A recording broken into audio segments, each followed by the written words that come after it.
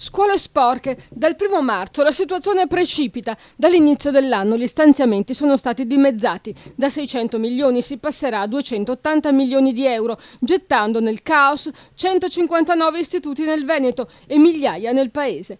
Ad annunciarlo sono i segretari veneti della Filcam CGIL, Fisascat CISL e Will Trasporti, che domani guideranno centinaia di lavoratori a Palazzo Ferrofini a Venezia per incontrare il presidente del Consiglio regionale Clodovaldo Ruffato.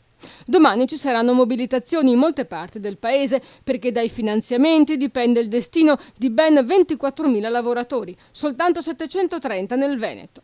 La vicenda che sta vivendo la Manutencoop nella regione non è dunque un caso isolato e i genitori e le organizzazioni sindacali sono decisi ad organizzare un comitato di accoglienza a Matteo Renzi non appena si saprà in quale scuola sarà ricevuto domani a Treviso.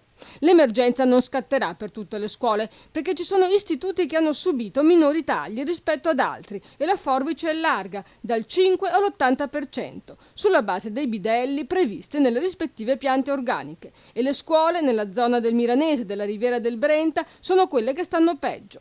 Il governo Letta stava lavorando per rifinanziare il settore, ma la staffetta con Renzi ha bloccato tutto e ora la vicenda è esplosiva e se ne stanno rendendo conto anche le forze politiche, tanto che si sta valutando una deroga al patto di stabilità, in attesa che il governo metta una pezza.